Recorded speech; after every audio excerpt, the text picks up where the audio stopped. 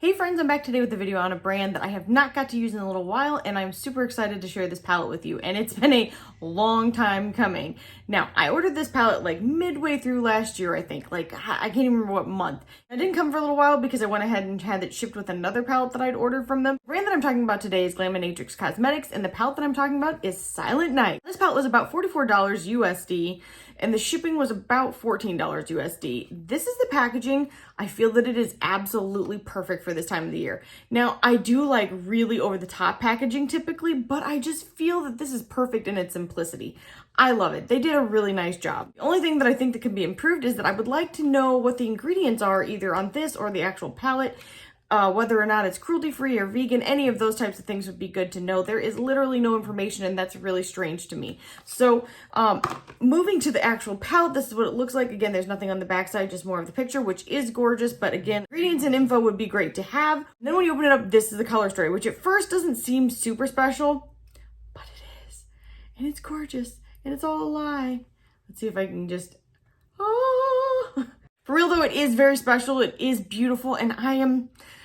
in love with this palette. Very happy to be using it. I'm just happy to be here. But okay, let's talk about the formulations here. So the mattes are extremely easy to use. They are on the drier and more hard pressed side, but they perform fantastic. I mean, some of the easiest ones I've probably used. There are some metallics, which are very beautiful, and then there are some multi-chromes. Well, multi and duo. I'm gonna call this a duochrome.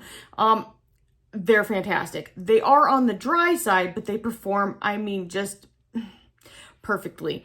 I did use an eye base. You do not have to with these. However, I think personally that they perform the best with an eye base. I use the Death and Candy Custom Creations. Their eye gel. I love it. It's affordable. It works really well. And there's also a gluten-free version for anybody that has a food allergy. So oh my gosh, guys. Honestly, I think that they did a great job with this palette. If you guys have the chance to pick this up and you are enjoying this color story or you like this brand, I don't think you're going to be let down at all. So with that being said, I'm going to do some swatches for you guys. Then I'm going to do this eye look, and I'll be back at the very end with my final thoughts.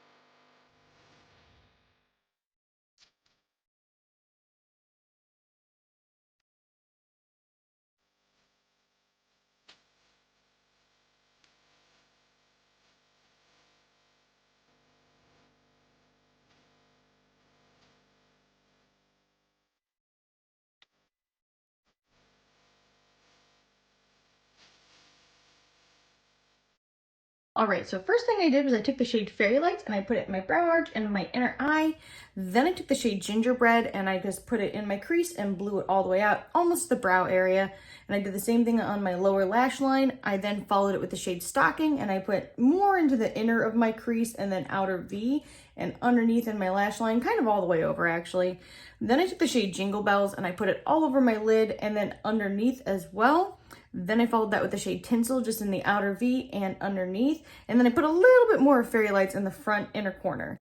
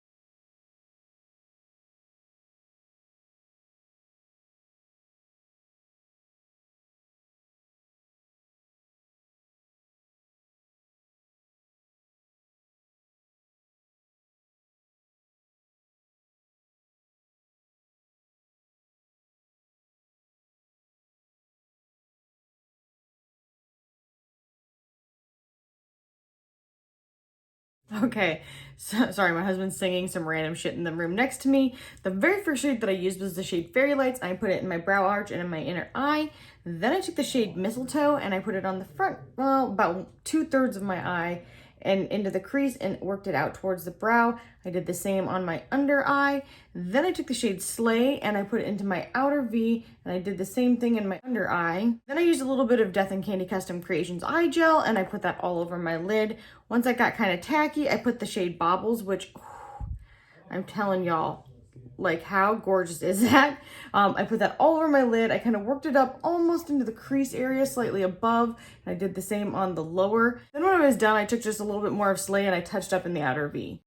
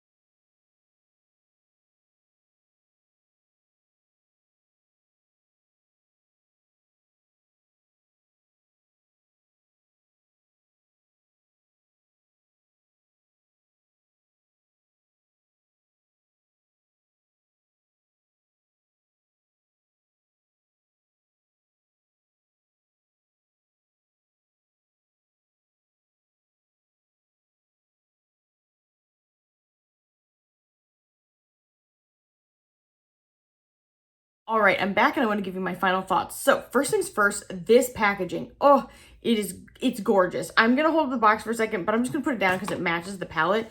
I love this. I think that the pine tree and the little ornaments on it and it follows through to the back is just, it's simplistic, but it's perfection. For Silent Night, yes, I'm 100% on board for it. I think they did a great job with it. The only feedback I have is that I would like to see the ingredients and information on the palette or the box, I don't care which.